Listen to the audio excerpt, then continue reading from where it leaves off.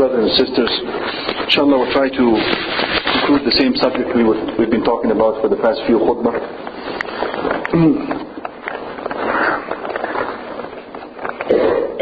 This matter of preferring the dunya over akhirah, as we've seen, it is a disease. And the problem is that a lot of times we do not recognize that we have this disease in us. And until we actually realize that we have this problem, we will not try to cure ourselves. This disease of preferring dunya over akhirah is the cause of most of our troubles these days. And I'll mention a couple of hadith that indicate this.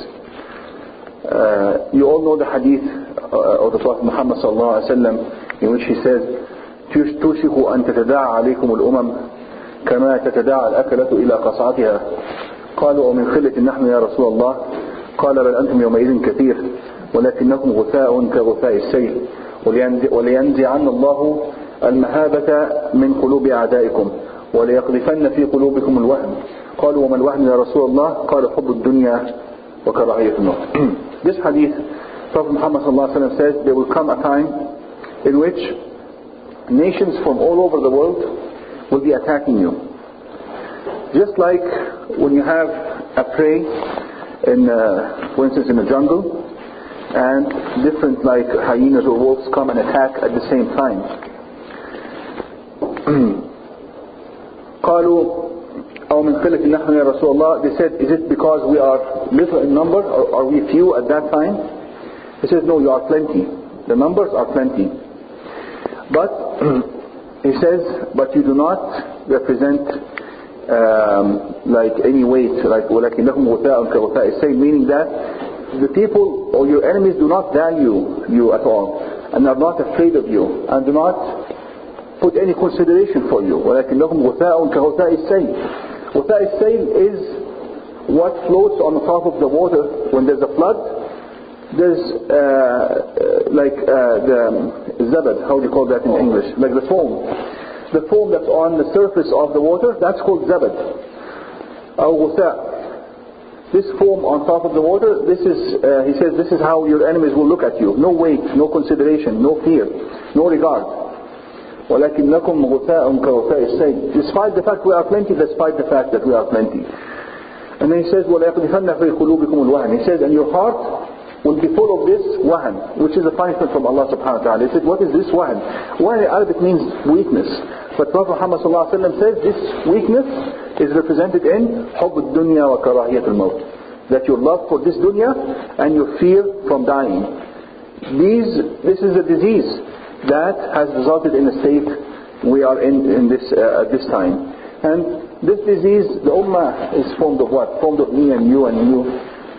So how can we cure this disease? We cure this disease by starting on an individual basis. There's nothing out there called ummah that's separate from us. The ummah is us. So we start with ourselves, and then the cure comes. As more people start curing themselves, the whole ummah starts recovering from the state it is in right now. But we have to recognize it is a disease. It is a disease, and we have to acknowledge that each single one, me and you and everyone, has this disease. This disease shows its signs in different situations. And when we see the signs of a disease, we know that we have it, then we start looking for the cure. You might look in your heart and say, oh no, I love the akhirah more than the dunya. I value my deen and my religion more than I value this dunya. But then, when we fall into situations where there's a challenge or a contradiction between choosing the akhirah or choosing the dunya, that is when we know where our heart is going, but tell us which one do we really prefer. Which one do we really prefer? But if we just go by the theoretical knowledge that we have in our hearts and our minds, in which we know many ahadith that talk about the value of akhirah and that disregard for dunya, we might think that, oh yes, we have these meanings and these values in our hearts, and they are truly not yet in our hearts. Prophet Muhammad ﷺ says about the value of akhirah, he says, وَلَمَوْضِعُ صَوْتِ أَحَدِكُمْ فِي الْجَنَّةِ خَيْرٌ مِنَ الدُّنْيَا وَمَا فِيهَا. Imagine this, a sawt means a whip. If you put a whip on the ground, how much area will it occupy? Maybe a meter long and maybe a few centimeters wide, right? A couple of centimeters wide. He says this amount or this area in Jannah is more valuable than the whole dunya. Subhanallah, it's unimaginable. This 1 meter long and a centimeter wide or 2 centimeters wide, he says if you take this part of Akhirah or this part of Jannah and you compare it to dunya, this part in Jannah is better than everything in the dunya. So what is this made of? What is this Akhirah made of? And how much is the pleasure in the Akhirah? Prophet Muhammad says, وَلَنَصِيفُهَا, he says, وَلَوْ اطَّلَعَتْ حُورِيَّةٌ مِنَ الْجَنَّةِ عَلَى أَهْلِ الدُّنْيَا لَأَضَاءَتْ مَا بَيْنَ الْمَشْرِقِ وَالْمَغْرِبِ. He says, if one of the women of Jannah just shows up to this dunya, everything will light up, everything will shine. And he also talked about her perfume. Her perfume will also fill all this dunya, just from looking down at this dunya.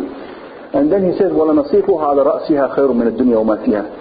The small piece of cloth she has on her hair, that is better than the whole dunya and everything that's in the dunya.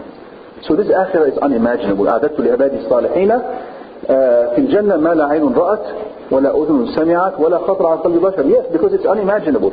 It is, I have prepared for my righteous servants in Jannah something that no eye has seen and no ear has heard, and something that no heart has imagined. No heart has imagined. So it's beyond our imagination.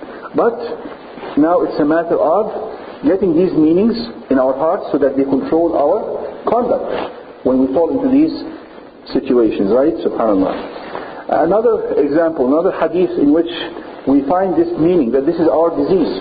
Prophet Muhammad sallallahu alaihi wasallam says, إِذَا تَبَايَعْتُمْ بِالْعِينَ وَأَخَذْتُمْ أَذْنَابَ الْبَقَرِ وَرَضِيتُمْ بِالزَّرْعِ أو وَرَضِيتُمْ بِالضَّيْعَةِ هناك روايتان ورضيتم بالزرع أو رضيتم بالضيعة وتركتم الجهاد سلط الله عليكم ذلا لا ينزعه حتى ترجعوا إلى دينكم أو قال أو حتى تراجعوا دينكم.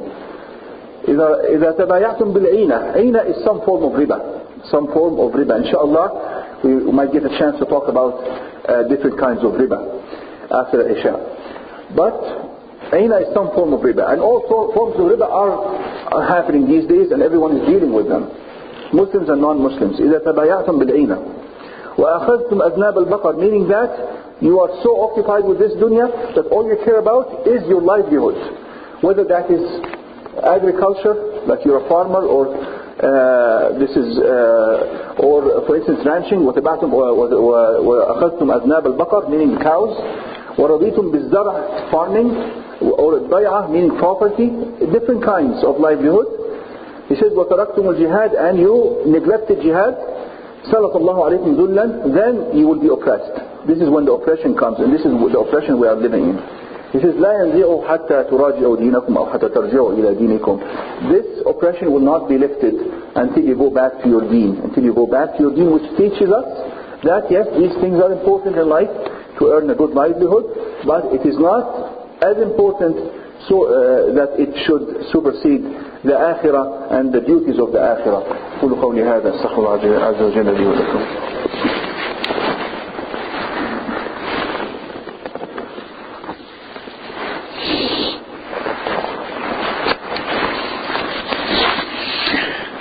بسم الله الرحمن الرحيم والحمد لله رب العالمين ونصلي ونسلم على نبينا محمد وعلى جميع الأنبياء المرسلين. اللهم صل على محمد النبي وأزواجه أمهات المؤمنين وذريته وآل بيته كما صليت على آل إبراهيم إنك حميد مجيد.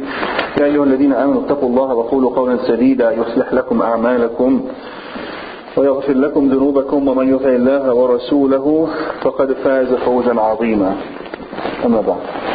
Another hadith في الصحيحين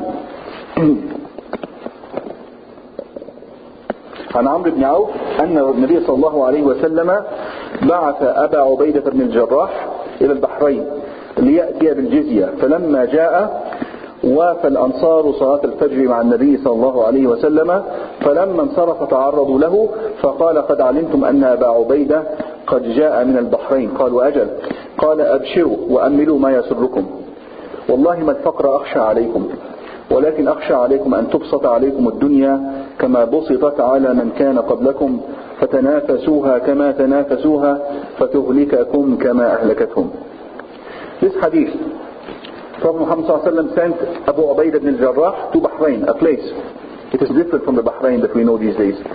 A place in Arabia called Bahrain, to bring the jizya, money, from the kuffar who were under the protection of the Muslims at that time. And then people heard Abu Ubaidah came with money from Bahrain. So everyone came to Salat al-Fajr. Everyone came for Fajr prayer. So most people at that time came for Fajr prayer anyhow, but everyone came this time. And then as Prophet Muhammad was leaving, they were standing in his way. They are very poor. And the Sahaba were very poor, financially poor. So as if they're exposing themselves to him, so that he starts distributing the money and giving them the money. فَتَعَرَّضُوا لَهُ. So I said to them, so you heard that Abu Ubaidah brought the money from Bahrain? They said, yes, we've heard. They were very honest. That's why they're standing in front of him. And then he said to them, أَبْشِرُوا وَأَمِّلُوا مَا يَسُرُّكُمْ. He says, I will tell you something that's going to make you very happy. What is that? He says, وَاللَّهِ مَنْ فَقْرَ أَخْشَى عَلَيْكُمْ. He says, I'm not worried that you will become poor. That's not what I worry about. I'm not worried that poverty is going to hit you, or that will be a problem for you. وَاللَّهِ مَنْ فَقْرَ أَخْشَى عَلَيْكُمْ. But what I fear is that the dunya will open up for you too much.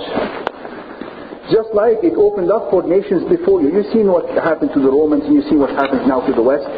It's the same kind of problem. Too much wealth.